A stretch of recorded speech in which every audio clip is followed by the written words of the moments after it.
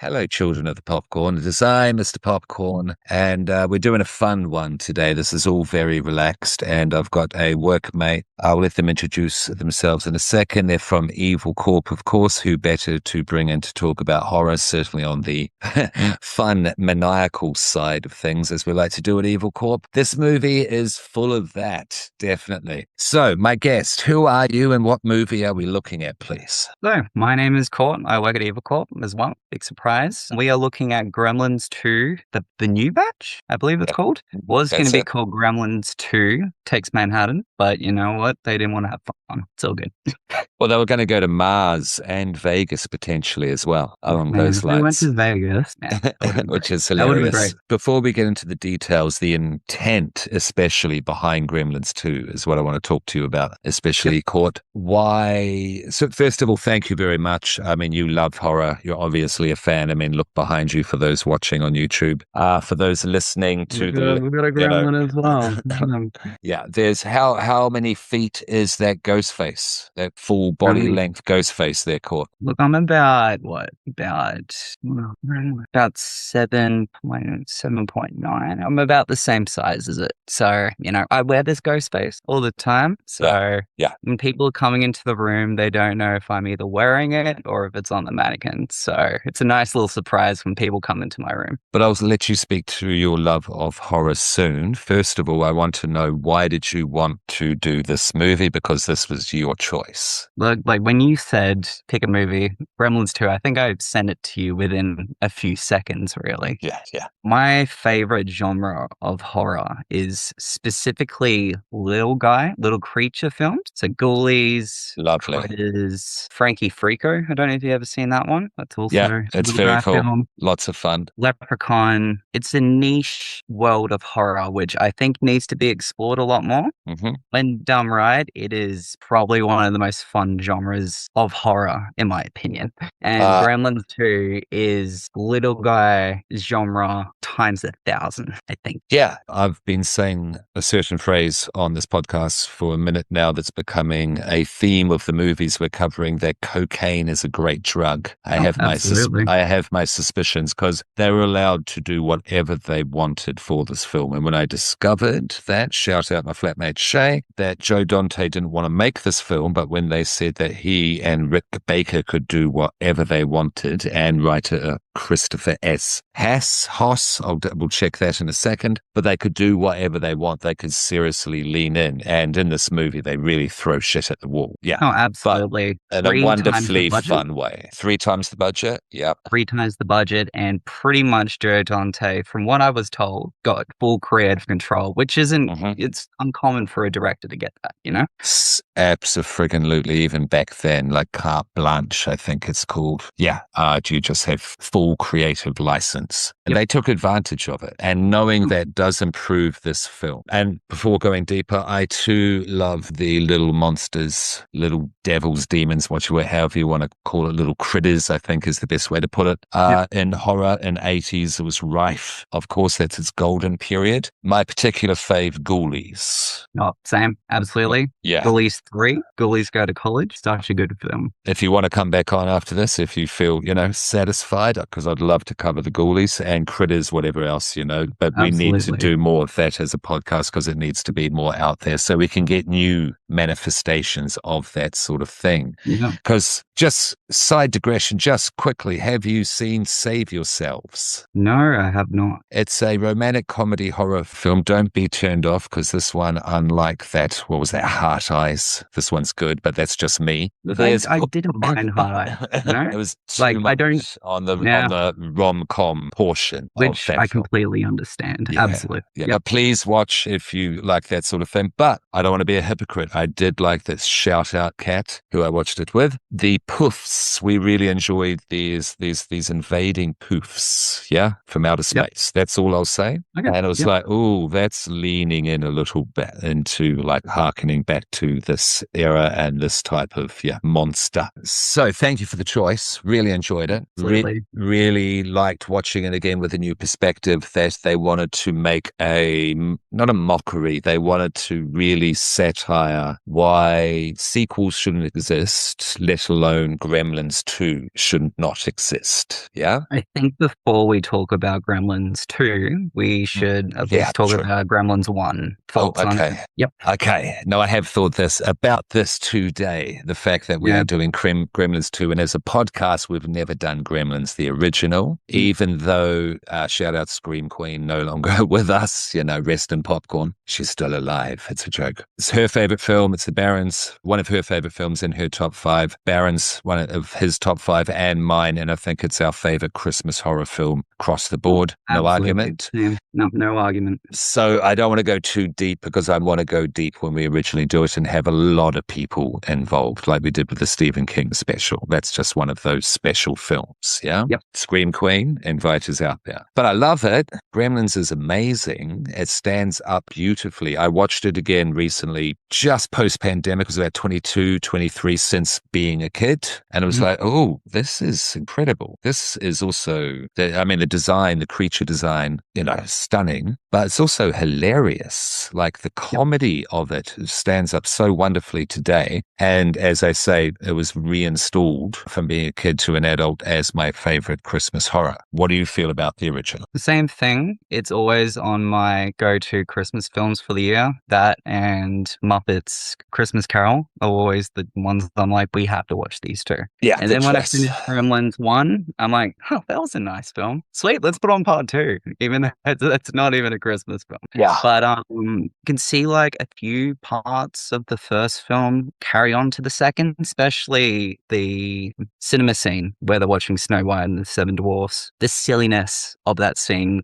amped up to 1,000 in the second film. Absolutely. If they wanted to do callbacks and homages to the iconic scenes of the first one, this is Joe Dante talking at a con hosted by Vidiots. Shout out. I will check you out. I'm unaware to this, but it's a very good interview. I'll post it up there, children. And sorry, coffee, throat. That's okay. Anyway, just speaking of Joe Dante, I did go through a little bit more of his film category today. So I'll just say, just to tie that off, they wanted to do bad callbacks and homages to the first one. And you do see that with the cinema, with the bar, with the, how would I put her?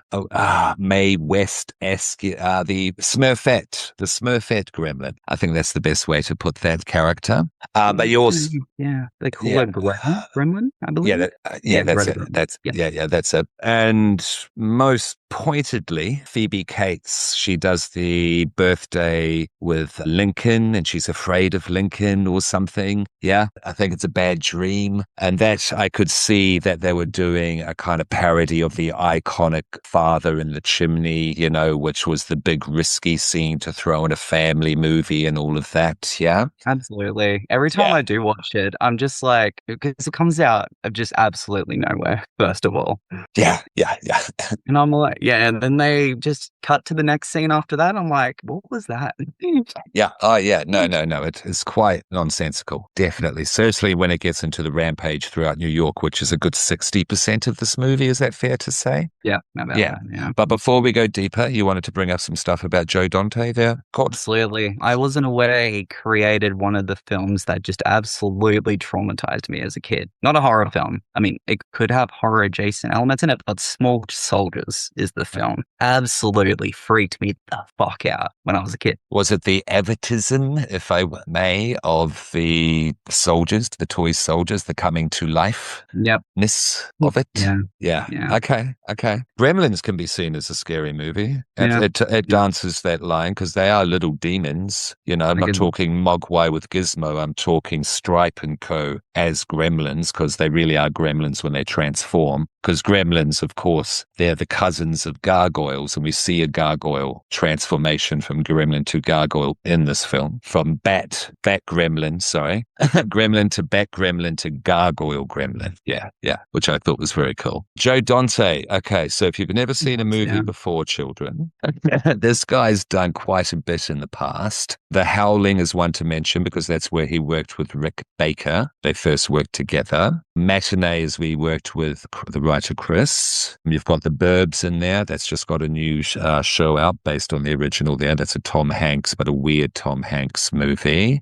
Small Soldiers there. That's in 1998. Also, Gremlins 2 was in 1990. Gremlins was in 1984. So you've got 6 years a gap in between because the studio, whoever they may be, whoever, they're all fucked. They tried to make a sequel without Dante and co. Yeah. And they didn't understand Gremlins, let alone Gremlins Flippin' 2. And so before Gremlins 2, they tried to make a sequel. They got a bunch of writers, directors, didn't work out. And that's where they came to him 6 years later. You can do whatever you want. Just please make another Gremlins movie. Yeah. Which is great.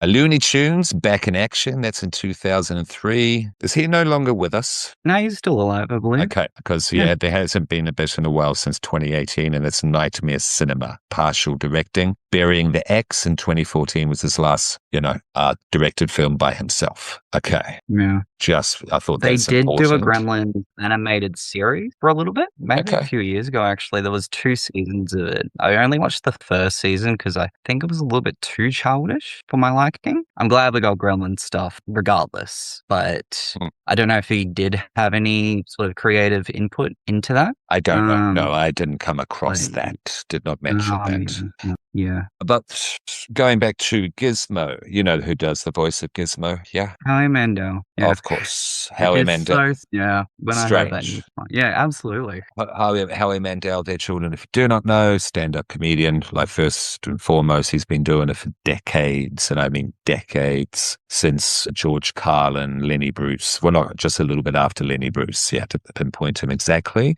He has a podcast now, which is very popular. You wouldn't think he would be Gizmo. Where do you know where, like, the initial look, that puppy dog look of Gizmo came from their court? Because I didn't know to today. Not trying to be all blah, blah, blah. Did it come from Furbies? I think Furbies. They were after. Oh, no. Steven Spielberg's Cavalier. I wrote it down. Steven Spielberg, but Cavalier here. Cavalier King Charles Spaniel. Yeah. Oh, wow. Yeah. Steve, because he's the executive producer from the beginning. He's one of the people who, put Gremlins together from the beginning. Initially, if you do not know their children, certainly for us, this is a horror podcast. Gremlins was the initial script. I have not read it, but many sources, including the writers themselves, it was a horror film. Yeah, go look it up. That first initial kitchen fight scene with Mum and the Gremlins, that's gory as fuck on the screenplay. Gory as fuck.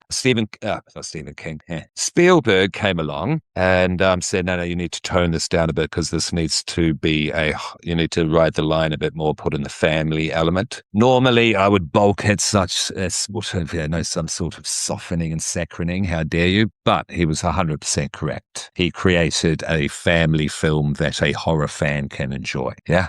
If you, because you can get away with showing this to the family. Would you agree? Yeah. Gremlins absolutely. and Gremlins 2, I'll throw in there because it's just so ridiculous. It's gory in parts, but it's goopy gore. And I mean, they're nasty, but it's just so over. And you have lovely offsets to the cruelty, which there is some of it, to characters like Brain, which is basically Fraser as a gremlin they're caught.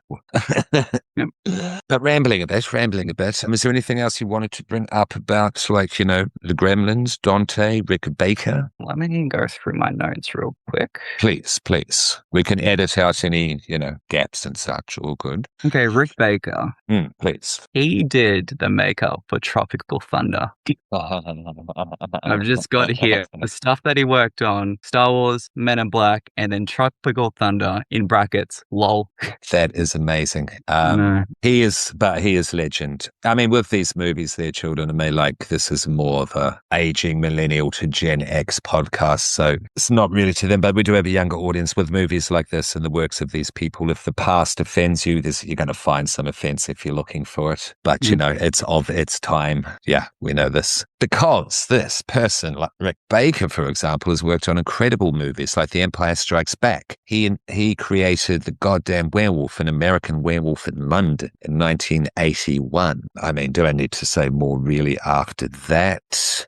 Star Wars 1977, I'll throw that in there. The Incredible Shrinking Woman, Videodrome. I mean, I mean, now this guy, 2025 VHS Halloween, yeah, actor in the home horde segment, because he's also an actor as well. Mm, Yeah, Maleficent 2014, we remember that. That was a big Disney movie. mm, Tron Legacy, yeah. Practical effects went through a bit of a dip, so that's why these people said maybe have had to, do the cons and such, or a more independent such that won't get to the IMDb and therefore Wikipedia mm. crediting. But I'm very glad that practical effects is coming back in a good way there, Court. I'm sure you would agree. It's, Absolutely. yeah. And Yeah. there's people like Rick Baker who have laid the groundwork. They're the godfathers, forefathers of this. And Joe Dante creating creature films like this, and the people who created the Ghoulies and the Critters. That's why these movies are important to cover. And I'm I think glad there's also, sorry? sorry, I think there's also a bit of a stigma that Critters was a rip-off of Gremlins Do you know a as bit well. about that? Do you want to speak to the history of that a little, to the releases? Don't really know too much about it. If you're willing to, absolutely. All I know is that this was considered a ripoff because the Critters is the Killer Clowns from Outer Space. They're brothers, aren't they? What's their Yeah, name again? the Kyoto brothers. Yeah, thank you.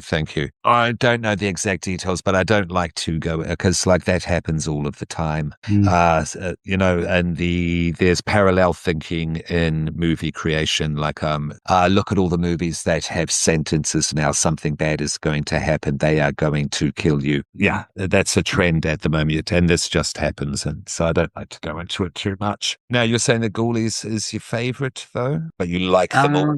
I like them all. Like, I think Gremlins 2 is definitely my favorite of that genre. Okay. Specifically, Ghoulies 3 is also my favorite of the Ghoulies franchise. See, I have seen it, but I'm talking decades with that one. The first one Yeah, I know religiously because I watched that over and over and over again when I was absolutely. young. Yeah, Yeah. all the ones from that genre. I'm of the belief that Garbage Pail Kids is a fun movie. Oh, Not a great movie by any means, but a fun movie. All right?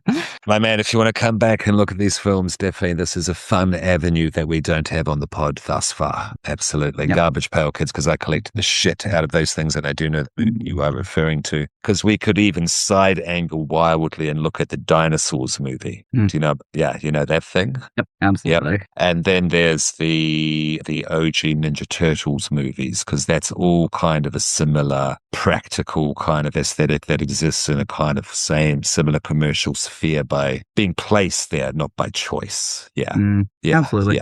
yeah, definitely. Did this movie around that time? Yeah, it did actually, because there's a little story with that. This movie was held back in its release because the studio didn't want it to beat Batman. It's the Tim Burton Batman, because that was its big stalwart, its flagship at the time, and they were going to put out Dick Tracy, so they held it back. So this went up against Dick Tracy. Yeah, Dick Tracy was huge, and so like people were seeing this, the ads for this a year later, and then because the initial ads came out for initial release, and then held back, and then saw the ads again a year later, going, didn't this movie already come back out? And this is in 1989. You're not on your phones and streaming, seeing this is out all the time, or 2-year promo releases that we've seen 4 movies since Suicide Squad. Yeah, I would posit. You remember the Mm, promo, the rollout for that? It took 2 yeah. years for that garbage. Yep. Yeah. Is there They anything had to you'd like recut to? that film as well. Yeah, the director's cut, big whoop. They had Yeah. that Jared Leto doing a bad Humphrey Bogart routine / method. Yeah. Appalling. Shout out Yeah. James Gunn for giving us the Suicide Squad and making a Shakespearean superhero movie. Yeah, that's Yeah. just me speaking. That is just me No, I geeking out. 100% agree. Yeah. Did you want to geek out any further on Gremlins 2, though, there, Court? Is there anything else you want to bring up? Any other favorite Um, moments, funny bits, the things that didn't work for you? Because I think this movie does live in the shadow of Gremlins only because it was given the good intent to make it a polished jewel that movie is. This one's let's just kind of not shit on it, but let's just like pour cereal and spaghetti and stir it and throw it at the wall and see what happens. not really. The one thing that I was exposed to Gremlins probably when I was about 2 years old, unintentionally, by the way. Okay. Um, Two's young. Jesus Christ. yeah. No judgment, So but yeah. my dad had a Game Boy Color, Okay. and Okay. used to let me play it, and it had Gremlins 2: The Bad Batch on Game Boy. Obviously, That's me cool. being two at the age, I didn't know what to do with a Game Boy whatsoever. But I Yeah, just sure. vividly remember the themes, like the 8-bit version of the Gremlins theme song playing in the background. Years later, when I did end up watching it, I'm like, oh, that tune sounds familiar. Then it all clicked. I was like, Good God, it's like Gizmo's whistle. yep.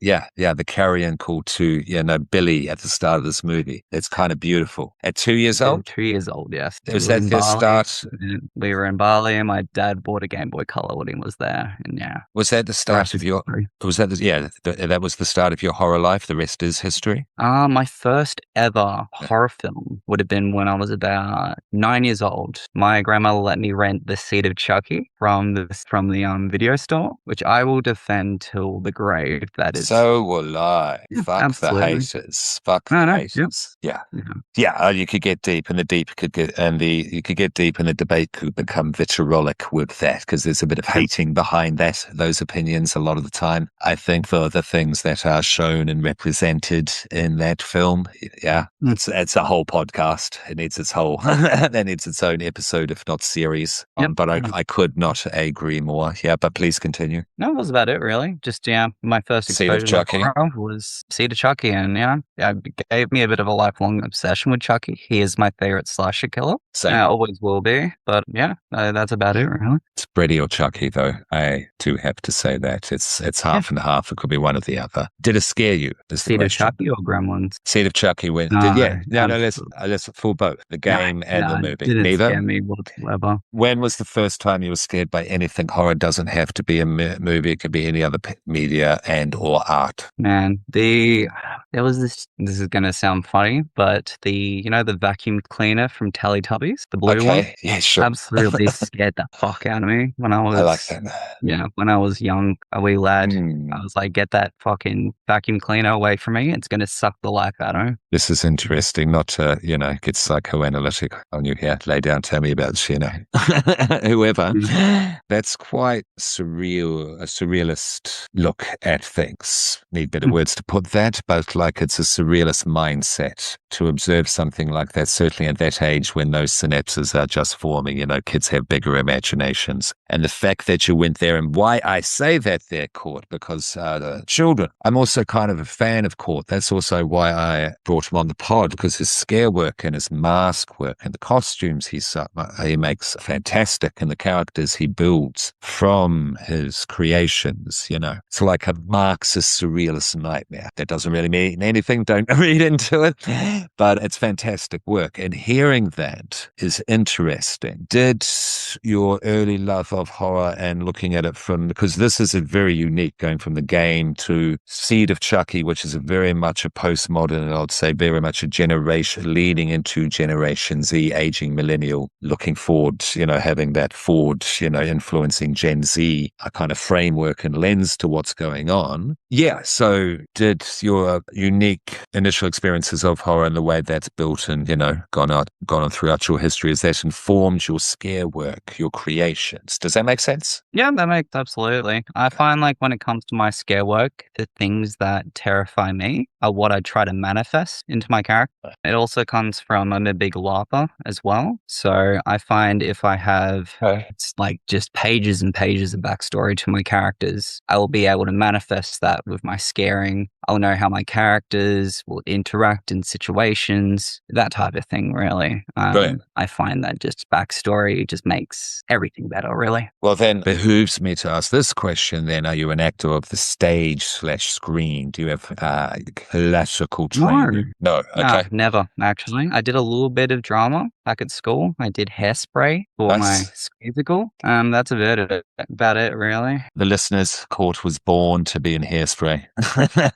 His hair at the moment is magnificent on Yep, the screen there. absolutely. Yep. No, look at that. Okay, so you haven't had the traditional training, but you bring in the character actors' tried and true methods. The tool of writing a character backstory, yeah, and bringing that into the externalization of the character, and that's basically what they're doing when they're sitting there at a table, they're stroking their chin or doing something subtly dramatic, to doing the wonderfully horrific nightmares, but also you draw people in is what I like, which is like, yeah, which I could learn from, because a lot of my stuff there at Evil Corpse is just about repel, be scared, get out, go away, sort of thing. You have a way of also drawing in as well, because you want to see the detail, but there is like, this is no, I don't know how you feel about clowns and such, but you do bring in a lovely clowning aspect into what you're doing as well. Yeah. So you want to hang around even and watch what you're doing, even though you're feeling really uncomfortable because you don't know if you could suddenly bite your face off, because you show that in your mask work and such, jagged teeth,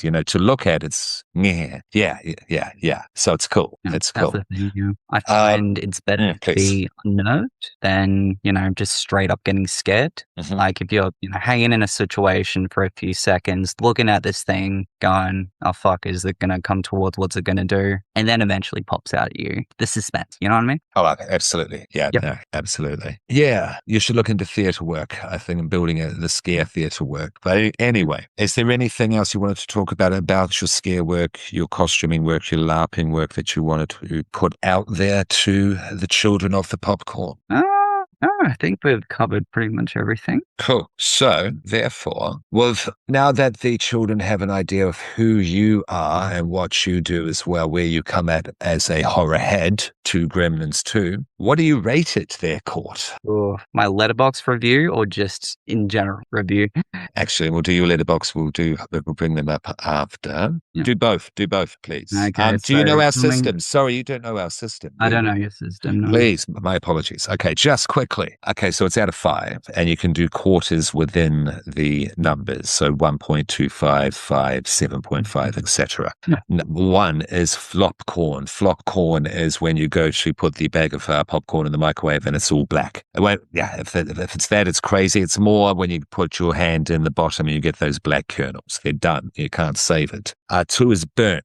Yeah. So there was an intent. They tried, but it leaves a bad taste in your mouth. Yeah. 3 is satisfactory. The popcorn, I'm not going to write home about it. Not going to leave a good review wherever, but I'm not going to complain about it. It did the job, definitely. And would probably eat again. 4, delicious. Yeah. And in the Vivitch sense of delicious. Yeah. Yeah. I would watch that again and I would enjoy it just as much, if not more. 5 is evil. Yeah. And evil in the sense of the Evil Popcorn podcast is more in the Anton LaVey Church of Satan, evil live. Evil is just you got to indulge everything that you absolutely love and nothing took you out of it. And you would put this in your top 5 without thinking, etc., etc. You could do 6, that it must be rare, that is satanic, and that is a movie that has changed your life, changed who you are as a human being. Yeah, there you go. Okay, perfect. All right. Well, I will probably give it a 4.5. Oh, very Yep. delicious. Look, it's not a perfect film, but it is a fun film. I enjoy every time I watch it. And yeah, yeah, absolutely. Good. Yeah. Yeah, no, I agree. Thank you for bringing this to the pod, definitely. And we will do Gremlins, absolutely. It's on the list. It will get done eventually. You're certainly welcome to that podcast there, Court. And this one I will give a 3.5. And that's very satisfying because I got to know the intent behind it and how they were just taking the piss. And so it's a great parody of itself. And it's also very inventive as well, because some of it's ridiculous, but some of the inventiveness, some of the creativity that comes through this is just wild, but some of it's really cool. So I'll leave it there because if you haven't seen it, go and watch it. Plot doesn't matter. Just go see, the Gremlins. See it for the Gremlins. And we haven't even talked about the fact that Clamp, Voight, if like you want a contemporary comparison with The Boys, so much Donald Trump. Yeah, mixed with Big Brother, because all of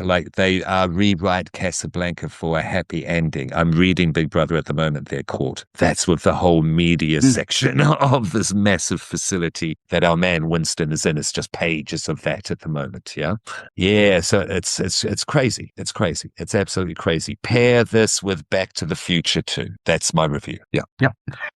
Yeah, that makes sense. Absolutely.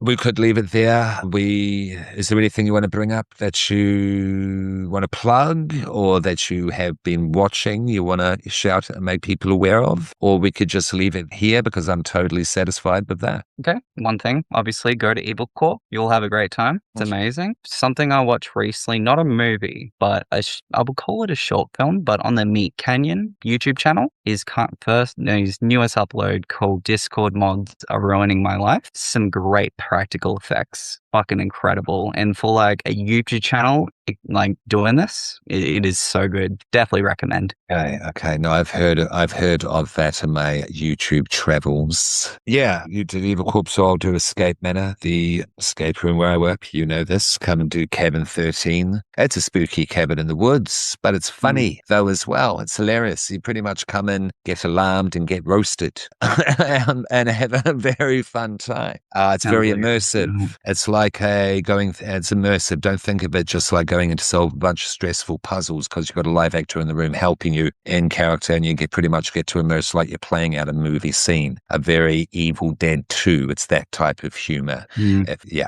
Themed it with sort of like Evil Dead 2. Yeah, that's good.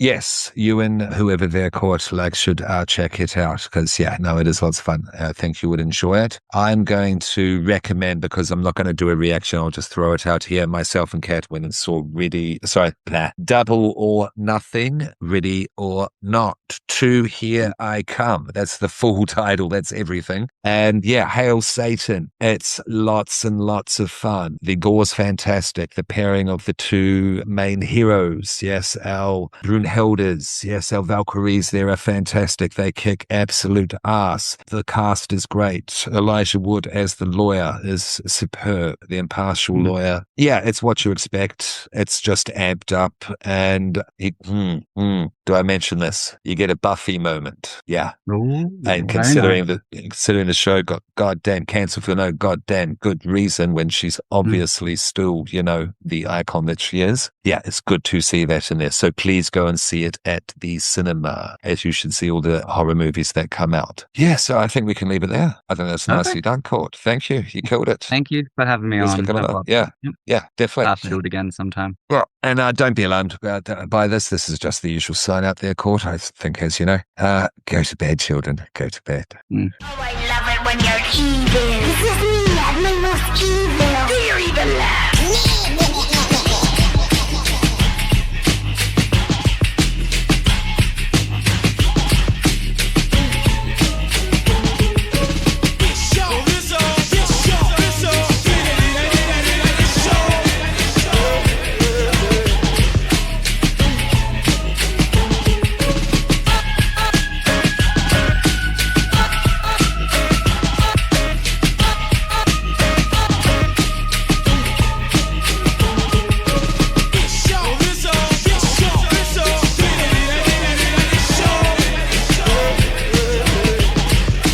Let me clear my